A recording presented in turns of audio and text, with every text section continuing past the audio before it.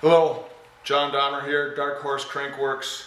I'd like to have a little discussion with you today in regards to '07 and later twin cam flywheels, and in specific the Sprocket shaft. It first came out in the '06 Dynas, and then in '07 Harley Davidson implemented that crankshaft in the entire big twin lineup. We believe that the Sprocket shaft tolerances are probably one of the most neglected issues in Harley Davidson crankshafts. And so since 2007, we've been documenting those tolerances very closely and have come up with some correlations to some other issues that happen in the primary system, whether it be compensators, automatic chain tensioners, inner primary bearings, main transmission bearings. And I'd like to take you back into our Darkhorse shop where I can show you a little bit closer as far as measurements that we do on these crankshafts and how we can determine whether we can work with it or not. Thank you, and let's go back there. Here we are in the Darkhorse shop.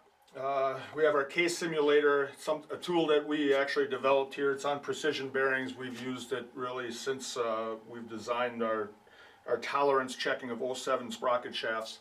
I guarantee you that there's nobody in this industry that pays as close attention to the output shaft on really all crankshafts, but '07s in particular. We have engineered a grouping really of 3 separate tolerances that we document here on every crankshaft that comes through.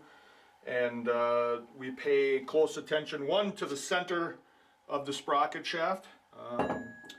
The other would be the OD of the sprocket shaft on the splines. And then we also look at the concentricity of the splines on the sprocket shaft. We believe that to be very important. We hope that we can use this video to show you really in depth of what we're looking for so that technicians can look for it in the chassis, like when we go back out to the bike in a little bit. So this case simulator is run on precision bearings, and so what we look for when we put it on is a very close, in-depth look at what we have going on.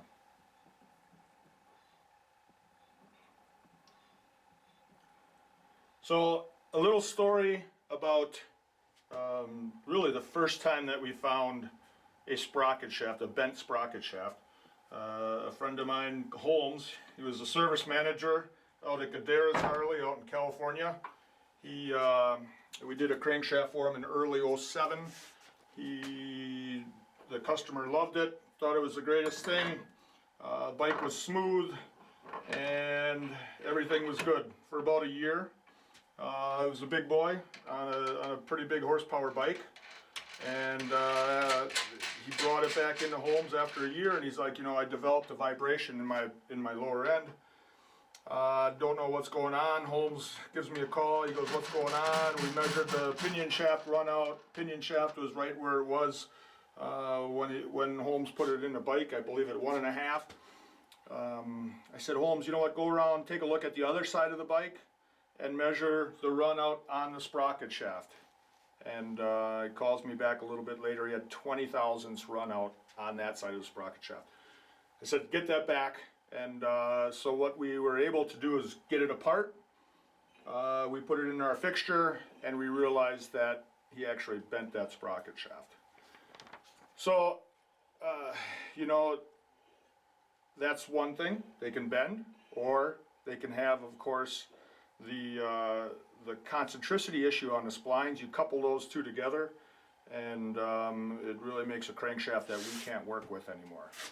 When we have some options, of course, when that happens, and we'll discuss those at a different time, or you can call me anytime to discuss the options.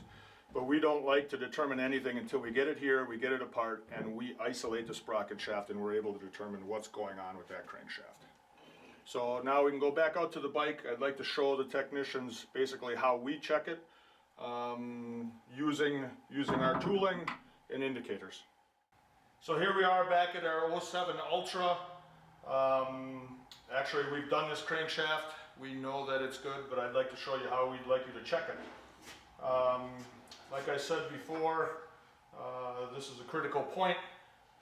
What we utilize is, of course, the fueling cam support plate, pinion side checker and indicator. We'll take the indicator actually off of this fueling plate. Shameless plug for Luke Leatherman at Fueling. So what we then do is take our Screaming Eagle, what I call a cap nut, from the compensator, because it's got a ground surface. It's actually what is going to replicate to the Screaming Eagle compensator. We'll put that into place. We make both the spacer and the bracketry to hold the indicator, and we'll take the bolt that retains the compensator, put that into place. Now this will be an exact replication of what basically the whole primary system is going through. We'll drive the indicator into its right spot so that we can check. We grab our tool to drive. The crankshaft spark plugs are out, and we'll roll it over and measure runout. This crankshaft is really at 2 thousandths runout here on the end. That's actually very, very good. So you can see when you start stacking up those tolerances, you can really end up with some issues throughout the drive line. You know, one of the easiest clues in this is when the primary chain has a tight and loose spot, really with an automatic chain tensioner or any kind of solid chain tensioner. Primary chains are pretty durable. You put on a new primary chain, you still have a tight and loose spot, it all points back to here.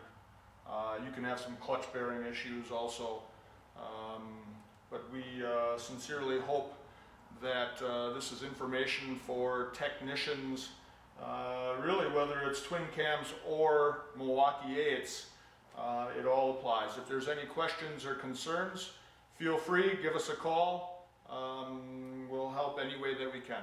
Thank you very much.